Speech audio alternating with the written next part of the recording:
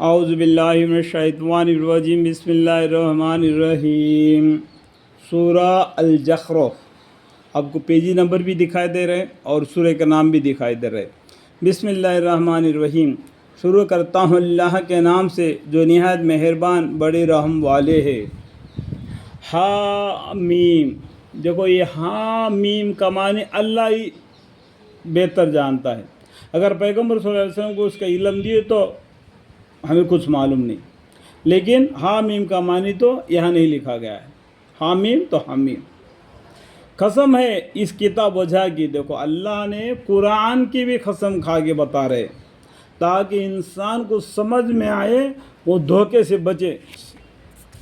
اور اللہ تعالیٰ قسم کھا کے فرماتے، قسم ہے اس کتاب وجہ کی، ان کو مبین والکتاب المبین، کہ ہم نے اس کو عربی زبان کا قرآن بنایا، یعنی عربی لینگویج کا یہ قرآن بنایا اللہ تعالیٰ۔ کیونکہ یہ مکہ میں تھے ہمارے پیغمبر صلی اللہ علیہ وسلم، مکہ کے لوگ عربی زبان کو جانتے تھے، لیکن یہ ایک عربی ایسا زبان ہے اللہ تعالیٰ نے قرآن کو نازل فرمایا۔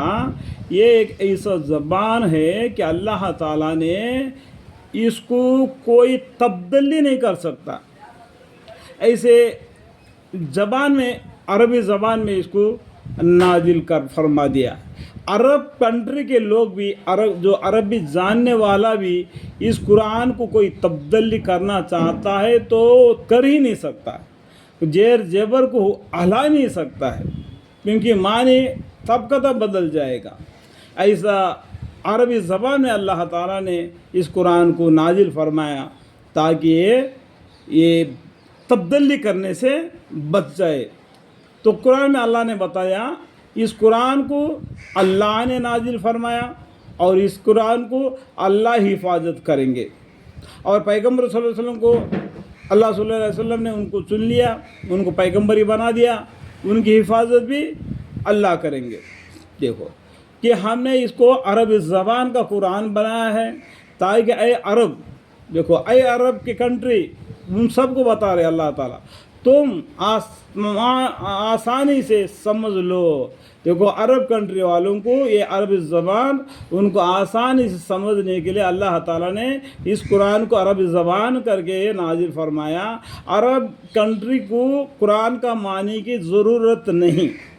جو الگ کنٹری ہے جہاں پر عربی لینگویج نہیں جانتا ہے، اس کا معنی مفہوم کو نہیں جانتا ہے، اس کے لیے قرآن کا معنی کی ضرورت ہے۔ جیسے کہ ہم اور بھی دیگر کنٹری، اللہ تعالیٰ اس قرآن کی ختم کھا کے بروا رہے، اور وہ ہمارے پاس لوح محفوظ میں بڑے رتبہ، دیکھو اور وہ ہمارے پاس، ہمارے کا مطلب کیا ہے؟ اللہ کے پاس لوح محفوظ میں بڑی رتبہ کی اور حکمت بھری کتاب ہے۔ اللہ کے پاس میں جو لوح محفوظ جو قرآن ہے، اسی سے یہ سب کتابیں نازل ہوئی ہے۔ یہ قرآن بھی لوح محفوظ میں نازل ہوا ہے، لیکن لوح محفوظ ایک ایسا کتاب ہے اس کو کوئی انسان ہاتھ نہیں لگا سکتا، اس کو پاک فرشتوں کے علاوہ کوئی ہاتھ نہیں لگا سکتا۔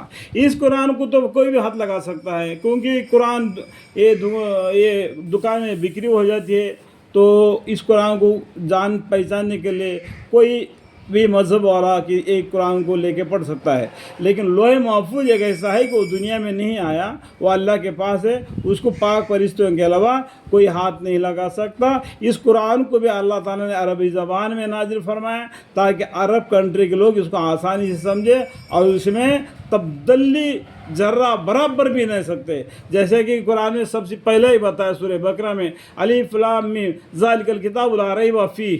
دیکھو ایک قرآن ایسے ہے، اس میں ایک حرف بھی جھٹنا لے کے لائق نہیں، یہ بالکل حکمت بری ہوئی کتاب ہے۔